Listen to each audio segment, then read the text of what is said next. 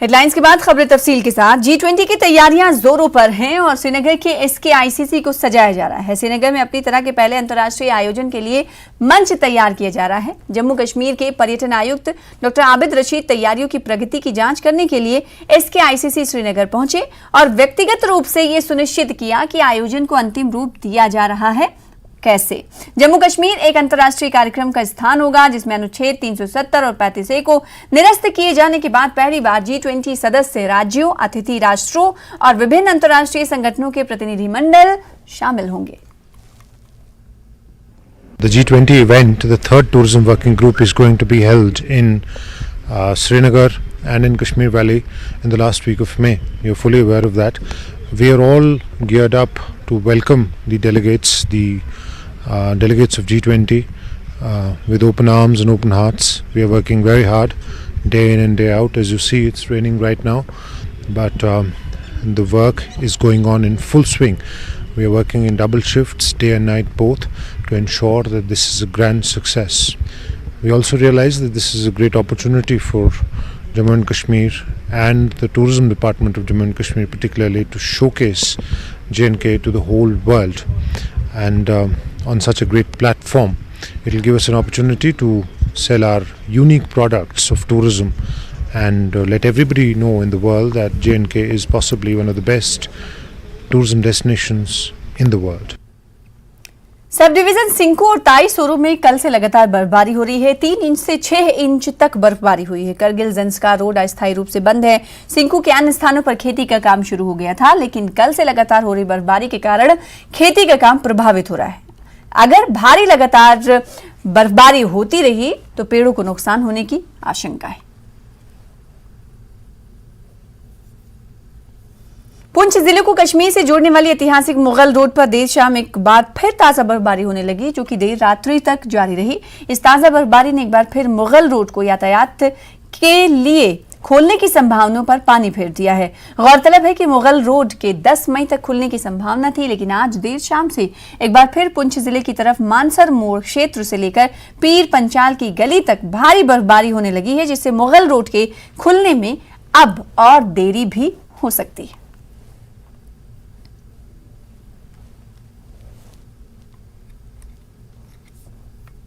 Pakistan PoK Gilgit Baltistan के आखिरी सीमावर्ती गांव फरानू को विकास और रोजगार से वंचित रखे हुए है। पाकिस्तान सरकार फरानू तक पर्यटकों को जाने की इजाजत नहीं दे रही, तो वहीं भारत सरकार ने पर्यटकों को अंतिम सीमावर्ती गांव थांग जाने की अनुमति दे दी है।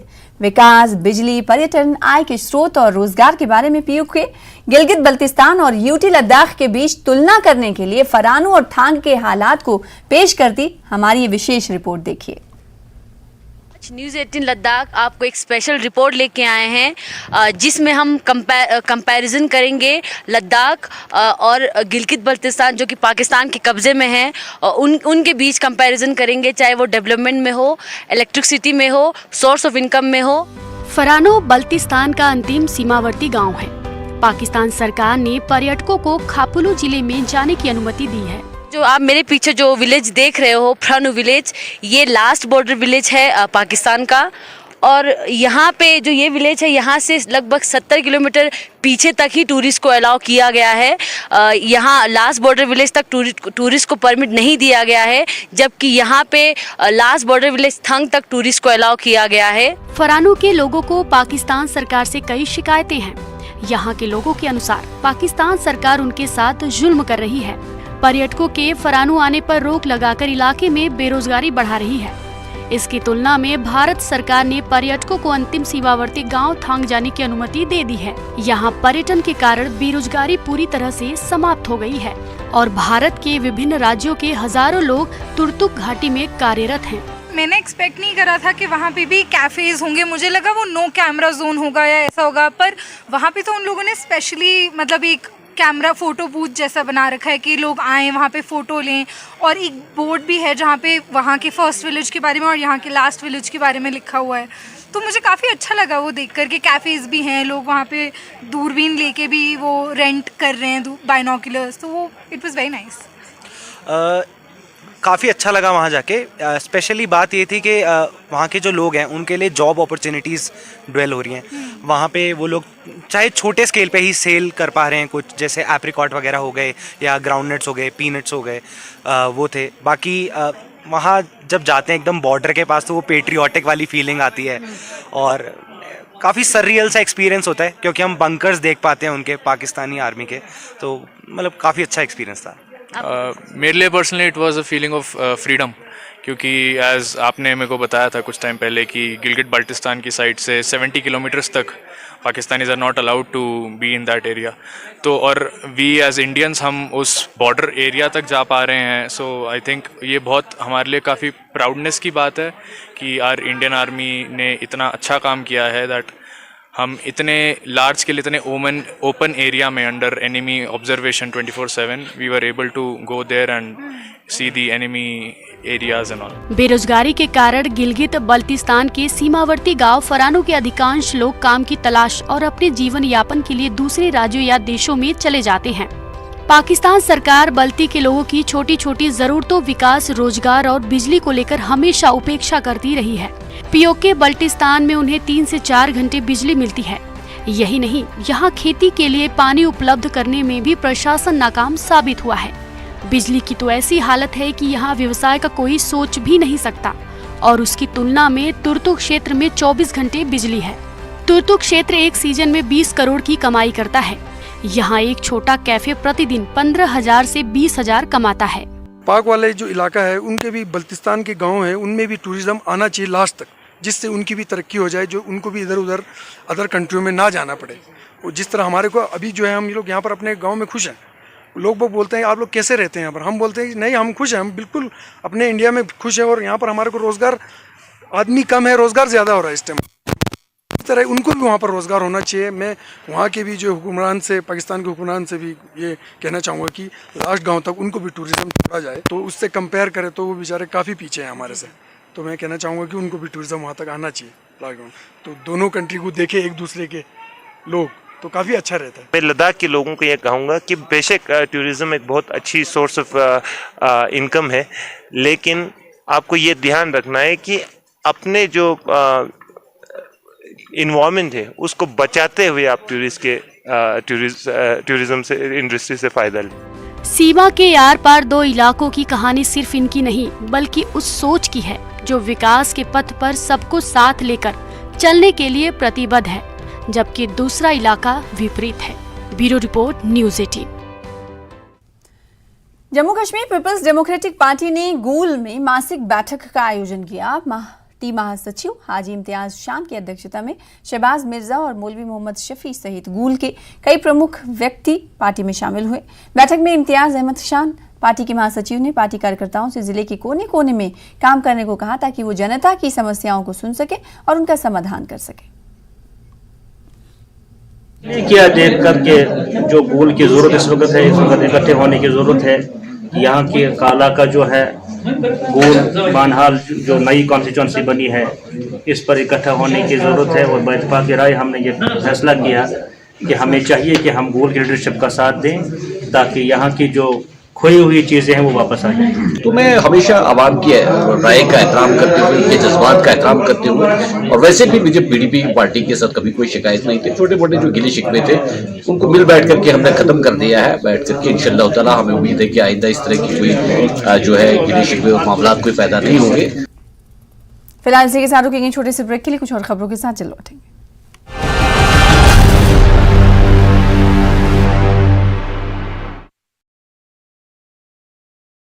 ये ऑरल हेल्थ है क्या?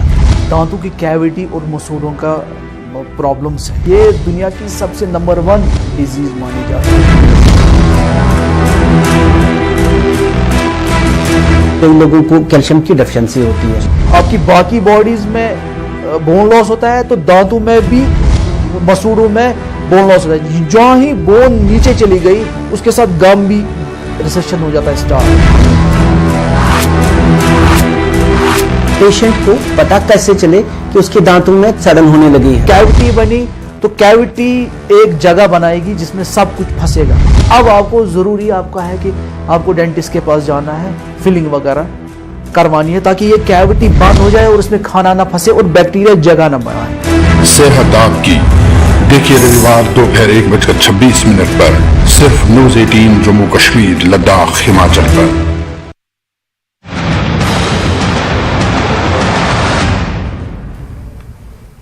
और ब्रेक के बाद खबरों में एक बार फिर से आपका बहुत इस्तकबाल करते हैं। आर्मी पोर्टर के तौर पर भर्ती न किए जाने से नाराज 200 खवातीन ने हिल council chairman advocate Tashi Gyalson से मुलाकात की। इनका इल्जाम है कि गैर मकामी अफराद को पोर्टर के तौर पर भर्ती किया जा रहा है और फौज में पोर्टर के लिए मकामी खवातीन की दरख्वास्त बगैर किसी वजह के मुस्तरद कर दी जा रही है। मीडिया को जवाब देते हुए हिल काउंसिल के चेयरमैन एडवोकेट ताशी ग्यालसन ने इस मामले को लेफ्टिनेंट गवर्नर के साथ उठाने का यकीन दिलाया।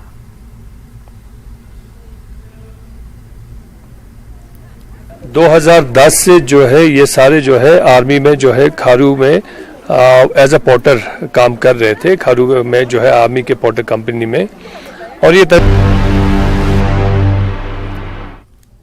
ब्रेक के बाद एक बार फिर से आपका स्वागत करते हैं। जिला सांबा के समला पंचायत के गांव पंगवाल में गरीब परिवार का आशियाना जलकर खाक हो गया, जिसमें एक 18 साल की बेटी मधु देवी जलने से गंभीर रूप से घायल हो गई, जिसे स्थानीय लोगों द्वारा बाहर निकाला गया और जिला सांबा अस्पताल पहुंचाया गया।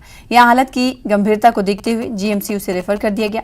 पीड़ित परिवार के मुखिया का नाम मोहन लाल पुत्र छज्जू राम गांव पंगवाल है। घर में कुछ भी नहीं बचा है और सब कुछ राख हो गया है। 7 बोरियां गेहूं, नकदी और जेवरात सब स्वाहा हो गया है। जब तक फायर ब्रिगेड मौके पर पहुंची तब कुछ भी नहीं बचा था। साढ़ा भराती है तो अग लगी, अग लगने घर सड़ी दे बाद च पुजे, काफ़ी नुकसान या बच्ची भी सड़ी गई बिच, तो उसी अस्पताल सांबे लिया। पहले सांबे का भी उन्हें जम्मू भी गल के रिटायरमेंट कर दिता, गल के भी जम्मू ले जाओ। कोदा घर है ना मोह लाल जी, कुड़ी का नाम मधु देवी। अच्छा, तो कितना नुकसान होया? नुकसान काफ़ी बचे कुछ नहीं है जी। जो भी चीज़ है दाना पक्का या कोई बिस्तरा बस्तरा भांडे भुंडे या कोई भी चीज़ सब कुछ हुई है जी। और गहना बंदा भी बनाया, पैसा भी कल उन 30,000 ध्याड़ियां आह्ले कोला थोआ ते 40,000 मेरे आह्ले कोला उन कल के कमेटी पाई दी, वो भी कटाया, वो भी अंदर सड़ी है। कमरिया मुस्लिम वक्फ ट्रस्ट ने गांधरबल में हज 2023 की आज़मीन हज के लिए ओरिएंटेशन कम ट्रेनिंग प्रोग्राम का आयोजन किया, जिसकी अध्यक्षता ट्रस्ट के अध्यक्ष अलहाज शेख गुलाम रसूल ने की। जिला गांधरबल के विभिन्न स्थानों से इच्छुक आज़मीन हज ने प्रशिक्षण में भाग लिया, जो खुर्शीद अहमद कांगो द्वारा प्रदान किया गया था। ओरिएंटेशन सेशन के दौरान मनासिके हज और जियारत मदीना मुनव्वरा के बारे में बताया गया। गांधरबल के हुजाज आज़मीन हज आए, हमने उनको अच्छी तरह से आदाब सफर, सामान के बारे में, आदाब के बारे में और लवाजमात के बारे में और इस एहराम के बारे में, हज के बारे में, तवाफ के बारे में, उम्रा के बारे में, इनकी नीयत और किस तरह बांधनी है, हमने इनको अच्छी तरह अपने इस्तेदाद के मुताबिक बेहतरीन तरीके से उनको सिखाया। और इसके अलावा जिस तरीके पर हमने उनको सिखाया है, हमने उनके लिए एक मुकम्मल 200 पेज पर मबनी एक मुकम्मल गाइड, हज गाइड पेश की है। ब्लॉक आरिसपुरा की कोटली गाला बाना पंचायत में सोमवार को ग्राम सभा का आयोजन किया गया, जिसमें पंचायत प्रतिनिधियों की तरफ से पंचायत की समस्याओं को विभिन्न विभागों के अधिकारियों के समक्ष रखा गया। पंचायत के सरपंच सूरज प्रकाश गारा की अध्यक्षता में आयोजित इस ग्राम सभा के दौरान ग्रामीण विकास विभाग के साथ साथ बिजली, कृषि, स्वास्थ्य के अलावा विभिन्न विभागों के अधिकारी भी शामिल हुए। इस मौके पर पंचायत के सरपंच सूरज प्रकाश ने कहा कि पंचायत की तरफ से लगातार सरकार के समक्ष मांग रखी गई है कि पंचायत में पंचायत भवन का निर्माण कार्य होना चाहिए, लेकिन अभी तक सरकार की तरफ से इस दिशा में कोई कदम नहीं उठाया गया। आज जो ग्राम सभा की गई है, इसमें बहुत समस्या तो है हमारी, ये है कि नहीं है कि समस्या नहीं है, समस्या तो बहुत है, लेकिन जो मेन प्रायोरिटी जो हम दे रहे हैं वो है हमारा पंचायत घर, क्योंकि पंचायत घर नहीं है हमारा, इसलिए हमें ग्राम सभा करने में भी दिक्कत होती है, मीटिंग करने से भी दिक्कत होती है, और कोई भी जो बैक टू विलेज प्रोग्राम होता है उसकी भी दिक्कत होती है, क्योंकि जो पंचायत घर नहीं है तो हमारी पंचायत कैसे डेवलपमेंट करेगी। बिजना पुलिस ने बिजना के जट्टा चुम्बिया गांव में अवैध शराब बनाने वाली महिला सहित एक युवक को मौके पर शराब तैयार करते गिरफ्तार कर लिया और 400 लीटर लहान को नष्ट किया। वहीं पुलिस का कहना है कि लंबे समय से उन्हें शिकायत मिल रही थी कि इलाके में अवैध रूप से शराब तैयार की जा रही है। इसी को लेकर आज पुलिस ने कार्रवाई की और एक महिला और एक युवक को हिरासत में लिया है और शराब बनाने का सामान भी बरामद किया है।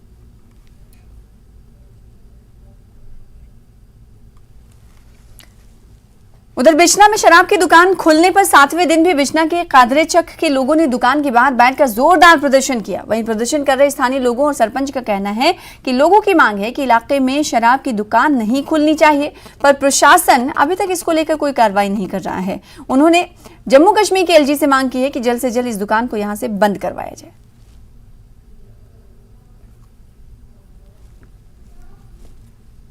ये जो वाइन शॉप की आड़ में मुझे ये लगता है यहाँ पे राजनीति रोटियाँ सेकी जा रही हैं। यहाँ पे सरपंच ना ही आज तक बिकाऊ है ना ही बिकेगा।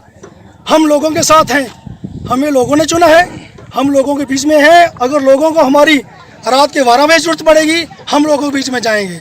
रही बात वाइन शॉप की, ये जो पीसफुल प्रोटेस्ट चल रहा है, हमारी जो माता बहनें बैठी हैं इनका प्रण है कि हम नहीं उठेंगे। इसमें हम हमेशा इनके साथ हैं क्योंकि इन्होंने हमें वोट देकर जिताया है। हम लोगों के नुमाइंदे हैं, पब्लिक के नुमाइंदे हैं। हम पब्लिक में जाएंगे, खुल के जाएंगे। पुंछ जिले में पिछले 1-1.5 महीने से लगातार हो रही बेमौसम बरसात और ओलावृष्टि से फसलों और फलों को हुए नुकसान से पुंछ जिले के किसान बुरी तरह परेशान हैं। किसानों का कहना है कि इस बेमौसम बरसात और ओलावृष्टि ने जहां फसलों को तबाह किया, वहीं सब्जियों और अब खुबानी, सेब आदि फल भी पूरी तरह बर्बाद हो गए हैं, जिसमें हमें इस बार काफी नुकसान हुआ है। किसानों का कहना है किसानों ने सरकार से इस बेमौसम बरसात से होने वाले नुकसान का मुआवजा देने की मांग की है। जिस वक्त बारिश की जरूरत थी उस वक्त बारिश हुई नहीं। अभी बारिश की जरूरत नहीं थी तो फसल जो काटे हुए वो भी खराब हो रहे हैं और मक्की का टाइम था वो बीजने नहीं दे रही है, बेरे नहीं बारिश हो रही है। इसलिए मैं गवर्नमेंट को अपील करता हूं कि हमारी मदद की जाए। तो पहली बार इस तरह की बारिश हो रही है? ये बेटाइमी बारिश हो रही है जिससे फसल नुकसान हो रही है और मक्की भी नहीं बीजी जा रही है। बारिश हो रही है इस तरह इस पहला कदे भी किसी साल भी ऐसी बारिश नहीं हुई। तो हमारा जो फसल है कणक है उसको बहुत ज़्यादा नुकसान है। सब्जी है, भिंडी है, उसके बाद मोठी है, खुआनी है, उसके बाद सेब है, जिन्हें सब जो फल फ्रूट सब्जी अनाज सब की बहुत बर्बादी हो गई है। फसलों के टाइम में अभी फसल का कोई हल नहीं है, बहुत नुकसान हो गया है। इसलिए कुछ हेल्प लोगों की करना गवर्नमेंट से अपील है कि लोगों को कुछ राहत दे। तो पहले भी ऐसे इस मौसम बारिश होती थी? इस मौसम में कम बारिश हुई है, अब फसल के टाइम में ये बारिशें हैं। हिमाचल के पहाड़ों पर फिर से बर्फबारी शुरू हो गई है। मनाली में दोपहर को तेज बर्फबारी शुरू हुई, जिससे देखते देखते कई इलाके पूरी तरह से सफेद हो गए। मई महीने में ऐसी बर्फबारी की उम्मीद नहीं होती, लेकिन इस बार तो अप्रैल और मई भी जनवरी फरवरी जैसा हो चुका है। बर्फबारी से अटल टनल का इलाका पूरी तरह सफेद हो चुका है। वहीं मनाली में सैलानियों की चहल पहल भी बढ़ गई है। लोग होटल से बाहर निकलकर बर्फबारी का आनंद लेते दिखे। बर्फबारी से सड़क पर फिसलन बढ़ गई है, जिससे लोगों को गाड़ी चलाने में परेशानियां हो रही हैं। प्रशासन ने लोगों से अपील की है कि रात में अनावश्यक यात्रा ना करें।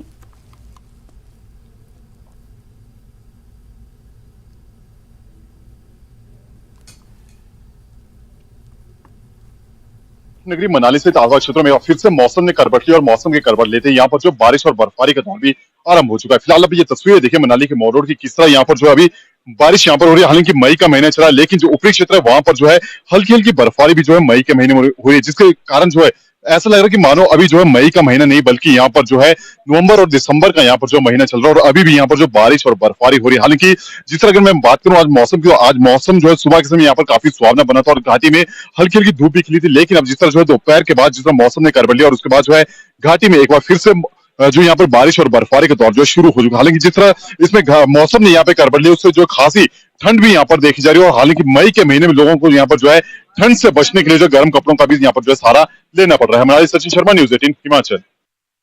हिमाचल के पूर्व डीजीपी आईडी भंडारी साइबर अपराधियों का शिकार बन गए हैं। पूर्व डीजीपी को झांसे में लेकर अपराधियों ने उनके खाते से 79,900 रुपए उड़ा डाले। उनके साथ हुई ये घटना बेहद हैरान करने वाली। उन्होंने एक कंपनी से ऑनलाइन कुछ सामान ऑर्डर किया था, लेकिन जब सामान नहीं आया तो कस्टमर केयर पर कॉल करने के लिए उन्होंने गूगल पर नंबर सर्च किया, मगर गूगल पर मिले जिस नंबर को उन्होंने डायल किया वो अमेजॉन का नहीं बल्कि अपराधियों का था, जिन्होंने पूर्व डीजीपी को झांसे में लेकर पहले एनी ऐप डेस्ट डाउनलोड करने को कहा और फिर उसके दूसरे दिन उनके खाते से 2 बार में 79,900 रुपए उड़ा डाले। पूरी डीजीपी साहब की बातों को गौर से सुनिए ताकि आप भी ऐसे फ्रॉड से बच सकें। आप देखें ये बातचीत और ये पूरी दास्तान। मुझे दीजिए इजाजत, नमस्कार। भंडारी साहब, कैसे ये आपके साथ ये फ्रॉड हुआ, और अब शुरू से हमारे दर्शकों को बताएं ताकि वो भी अवेयर हो सके। दरअसल में मैं सामान खरीदता था इस पे अमेजोन पे। मैं गांव में था, बिलासपुर डिस्ट्रिक्ट का मंजासू हमारा गांव है। तो 2-3 महीने हो गए, कुछ सामान मेरा नहीं आ रहा था। तो उस दिन 13 मार्च की बात है। तो ऐसे बैठ के मैं इंटरनेट पे कस्टमर केयर जो अमेजोन का है उस पे फोन ढूंढ रहा था कि उनसे बात की जाए किसी से कि ऐसे सामान नहीं आ रहा। तो वहीं पे शायद ये फ्रॉडस्टर का नंबर था। तो जैसे उसको मिस्ड कॉल गई तो थोड़ी देर के बाद मैंने बंद भी कर दिया, पर उसकी कॉल दोबारा आई मेरे को, और उसने कहा कि आपने ऐसे कस्टमर केयर में कॉल की है, क्या प्रॉब्लम है। तो मैंने बताया कि क्या प्रॉब्लम है, सामान नहीं आ रहा है। तो उसका मैंने नाम पता भी पूछा, कहां से बोल रहे हैं, सारी डिटेल ली। तो उसने सारा कुछ बताया। वो लेटर ऑन नेचुरली फ्रॉड ही होगा। तो उसने मेरे को कहा कि आप फलां एप्लीकेशन डाउनलोड करो। वो रूस्ट डेस्क नाम की एप्लीकेशन थी। तो मैंने वो डाउनलोड की। तो उसके बाद वो मेरे को बताने लगा, हाँ आपका ये भी नहीं आया, ये भी नहीं आया। मैंने कहा पता नहीं इसको कैसे पता चल रहा है, बट आई थिंक उसी टाइम उसने मेरा फोन वो क्लोन कर लिया, या सारी इंफॉर्मेशन डाटा चुरा लिया। तो उसने मेरे को बताया कि कैसे कैसे करना है, क्या है। तो 10-12 मिनट वो बात करता रहा। तो मैंने कहा कि यार इतनी देर से एक ही बंदे से बात कर रहा है, इतनी बड़ी कंपनी है। तो मेरे को लगा कि ये कुछ गड़बड़ है, ठीक नहीं है। तो मैंने बोला भी उसको, मैंने कहा मेरे को लगता है कि आप कोई चीटिंग का चक्कर तो नहीं है, फ्रॉड कर रहे हैं आप। तो उसने कहा नहीं ऐसी कोई बात नहीं है, ऐसी बातें करता रहा। तो बात खत्म हो गई। नेक्स्ट डे मॉर्निंग मेरे को दोबारा फोन आया, कोई I think must be around 9:30। तो ये दोबारा बात करने लगा। मैंने कहा भाई आप क्यों पीछे पड़े हुए हैं मेरे, फ्रॉड करना है, कोई चीटिंग करनी है। तो कहता है शाम तक पता चल जाएगा आपको। पर मैंने इस चीज को बड़ा उससे नहीं लिया कि मेरे साथ ही फ्रॉड हो रहा है। तो आपको ये पता कब चला कि अकाउंट से पैसे चले गए और ये फ्रॉड हो गए? हाँ, तो उसी दिन जिस दिन इसने कहा शाम को देख लेना, 14 तारीख को 5:30 बजे के करीब, या शायद 5:40 के करीब, जब सारे पुलिस स्टेशन या ये छुट्टी हो जाती है ऑफिस में, बैंक्स वगैरह में,